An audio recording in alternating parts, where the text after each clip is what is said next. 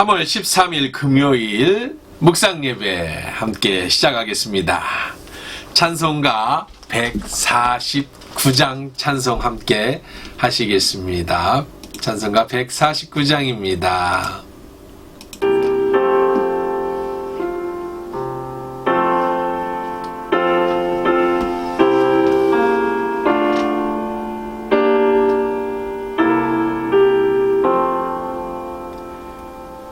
주 달려준 십자가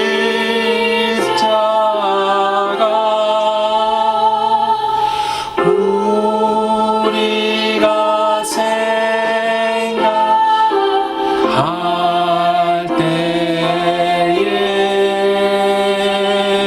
세상에 속한 욕심은 헛된 줄 알고 버리네. 죽으신 구주와께는 자랑할 말게 하소서. 보혈의 공로 힘입어 교만한 마음을 버리네.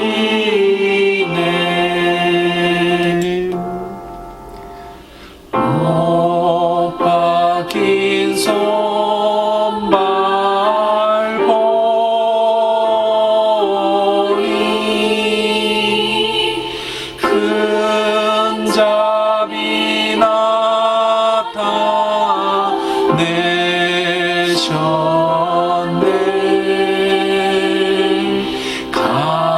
가시로 만든 멸류관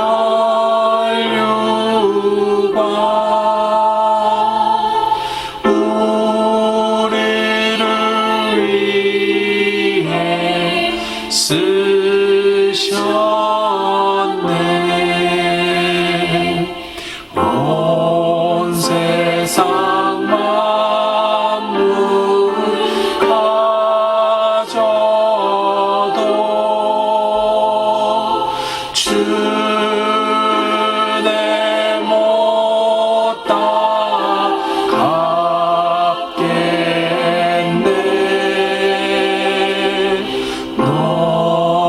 놀라운 사랑 받으나 몸으로 죄물 삼겠네. 아멘.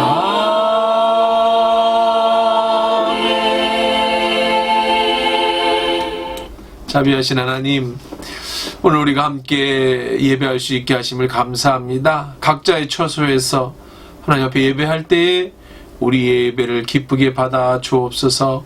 예수님의 이름으로 기도합니다. 아멘. 우리 함께 볼 말씀은 어제에 이어서 요한복음 19장 38절로 42절 말씀까지입니다. 요한복음 19장 38절로 42절 말씀 함께 읽습니다. 아리마대 사람 요셉은 예수의 제자이나 유대인이 두려워 그것을 숨기더니 2일 후에 빌라도에게 예수의 시체를 가져다기를 구하매 빌라도가 허락하는지라 이에 가서 예수의 시체를 가져가니라.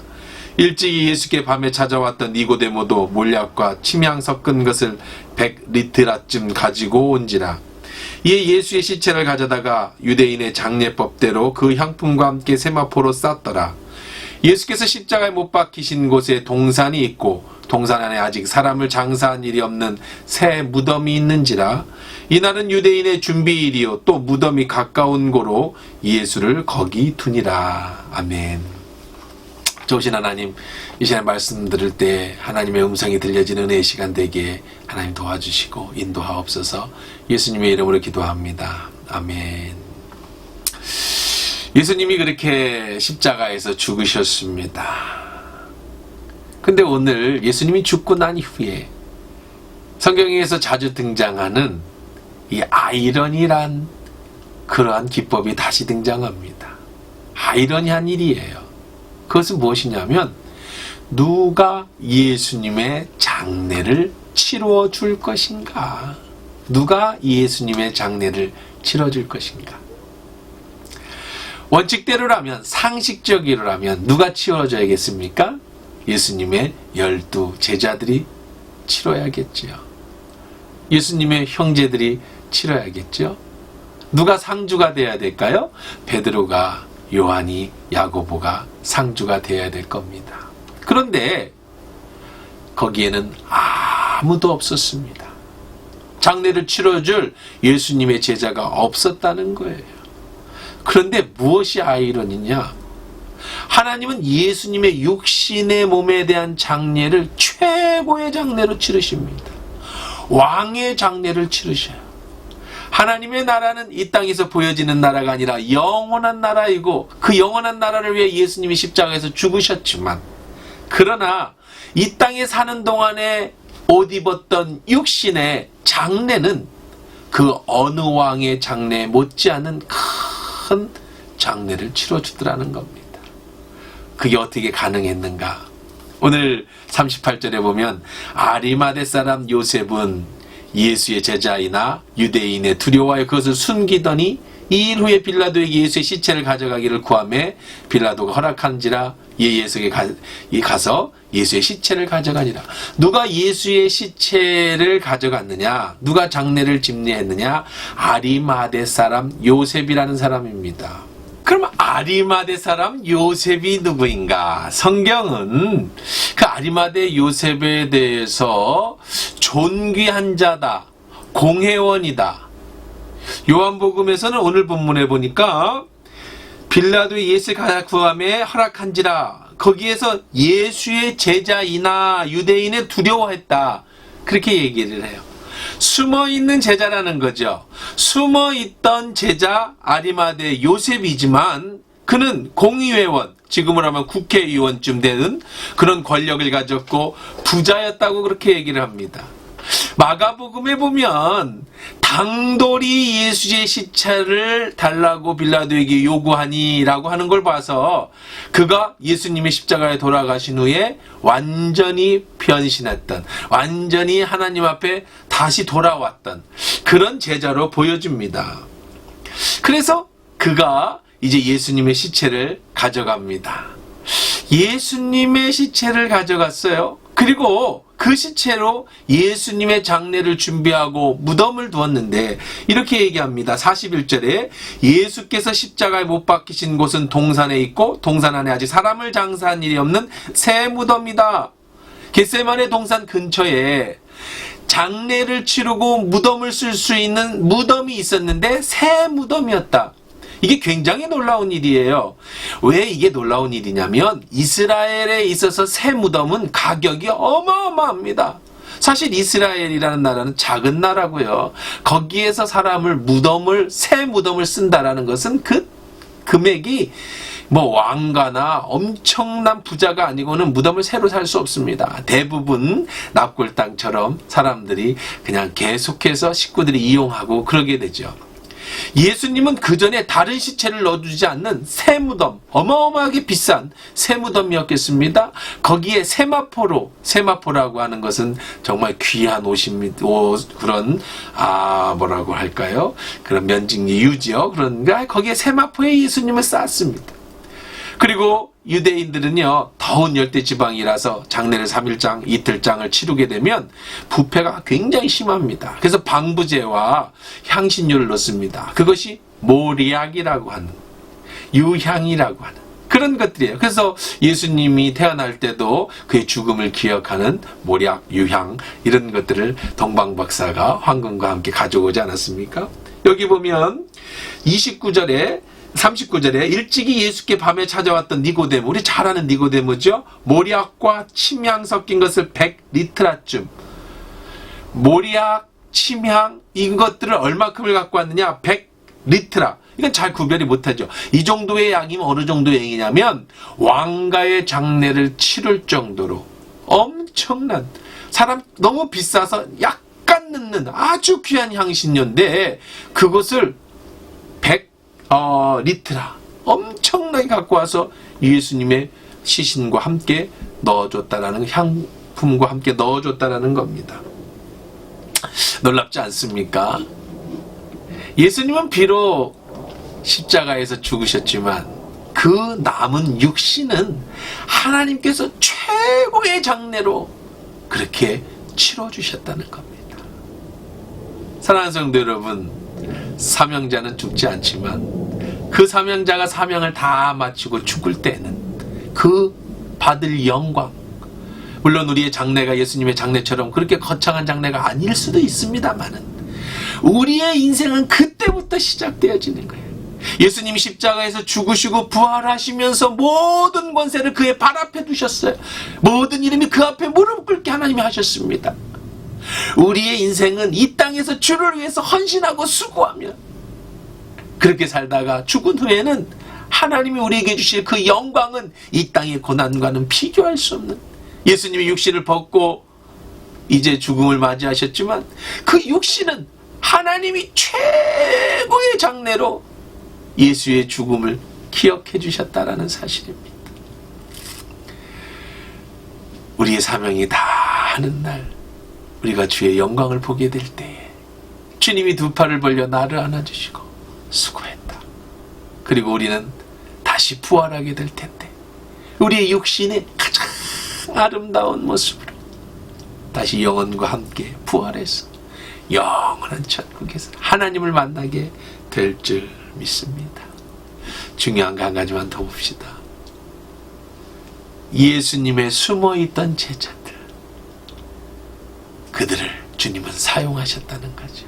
지금 내가 비록 하나님 앞에 큰 일을 감당하지 못한다 할지라도, 주변에 있는 어떤 누구가 아직은 연약한 모습이라 할지라도 하나님의 때가 되면 하나님이 그 사람을 크게 써주실 수 있다라는 것. 아리마대의 요셉, 그리고 자기가 부자인으로 떠났던 니고데모, 우리들이 볼 때는 그저 예수님을 증거하지 못하는 숨어있는 그리스도인이었지만 막상 예수님이 십자가에서 지고 돌아가신 후에는 큰 일을 감당하지 않습니까? 멋진 일을 감당하지 않습니까? 우리가 그때 하나님이 힘주시는 날 큰 일을 감당할 줄 믿고 연약해지지 말고 그때를 위해서 또 준비할 수 있는 제가 되고 여러분이 됐으면 좋겠습니다. 함께 기도하십시다. 코로나 바이러스 감염증 19를 위한 기도할 제목입니다. 첫째는 신종 코로나 바이러스가 도처에서 행행할지라도 더욱더 생사화복의 주관자이신 하나님만 바라보며 살아가게 하옵소서. 일상의 축복임을 깨닫고 교회 예배가 회복되어 마음껏 예배할 수 있게 하옵소서. 재난적 바이러스 사태가 더 이상 악화되지 않고 속히 회복되게, 노동자들의 일자리를 잃는 일이 없게 하시고 소상공인과 자영업자들이 경제적 어려움을 잘 극복하고 견디고 버틸 수 있게 해주십시오 라고 우리 네 가지 기도 제목 가지고 함께 기도하시겠습니다. 자비하신 하나님, 주의 이름으로 기도합니다. 신종 코로나가 도처에 횡행하며 아버지 하나님, 정말 사람들이 힘들고 어렵게 하고 있습니다. 그러나 우리의 생사 화복의 주관자이며 하나님이신 것을 선포합니다. 우리가 바라볼 수 있는 건 하나님밖에 없습니다. 하루속히 신종 코로나가 끝나게 하소서. 우리 일상의 행복이었음을, 축복이었음을 다시 한번 고백합니다. 우리가 마음껏 모여 예배할 수 있도록 예배를 회복시켜 주시옵소서. 하나님, 더 이상 악화되지 않게 하시고, 하나님, 이 일로 통해서 노동자들이, 소상공인자들이 자리를 잃고 생활의 어려움을 겪고 있습니다. 주님, 그들이 잘 극복할 수 있도록 하나님 도와주옵소서. 의료진들과 관계자들의 건강을 하나님 책임져 주시옵소서. 다섯 번째로 의료진들과 관계자들의 건강을 지켜주시고 세계의 모든 의료 전문가들에게 지혜를 주셔서 지금의 사태와 관련된 해결책을 빨리 찾게 하소서. 정부 당국이 컨트롤 타워로서 최선의 역할과 국민들의 적극적인 협조로 난관을 잘 이겨나가게 해주시고 교회가 이번 기회에 사랑의 수고를 아끼지 않으며 그리스도 하나님의 영광을 반사해내는 교회가 되도록 우리 그리스도인이 먼저 회개하고 주님 앞에 돌아올 수 있게 해달라고 함께 기도하겠습니다. 자비하시는 하나님, 의료진들이 하나님 오늘 대구 경북 지역에서 그리고 각 지역에서 하나님 자신의 건강을 잃어가면서 수고하고 있습니다. 지치지 않게 힘주시옵소서. 세계 의료 전문가들에게 지혜를 주셔서 하루속히 하나님 이 문제 해결을 아버지 하나님 낼 수 있도록 해결책을 찾아주시고 아버지 하나님 백신이 빨리 개발되고 예방약이 아버지 빨리 나올 수 있게 하옵소서. 정부 당국의 컨트롤 타워로서 역할을 잘 감당하게 하시되 국민들의 적극적인 협조로 난관을 잘 이겨나갈 수 있도록 하나님 도와주옵소서. 하나님 없는 교회리 그리스도인들이 회개하고 돌아가기를 원합니다. 사랑의 수고를 아끼지 않게 하시고 우리 그리스도인들의 몸된 삶을 하나님 앞에 영광 돌릴 수 있도록 하나님 도와주시옵소서. 자비하신 하나님, 그렇습니다. 우리의 사명을 다 하는 날 하나님이 영광스럽게 우리를 맞아주실 것입니다. 예수님이 십자가에서 죽으셨고 아무도 그를 장례 치러줄 사람이 없었을 때 하나님은 숨어있는 제자들을 동원해서 예수님을 최고의 장례로 치러주셨던 것처럼 오늘도 어디에선가 숨어있는 당신의 제자들, 우리가 지금 당장 큰 일을 감당하지 못할지라도 어느 순간 하나님이 힘주시고 능력 주실 때 하나님 큰 일을 감당할 수 있음을 믿고 그때를 위해서 준비하는 저희들 되게 도와주시옵소서.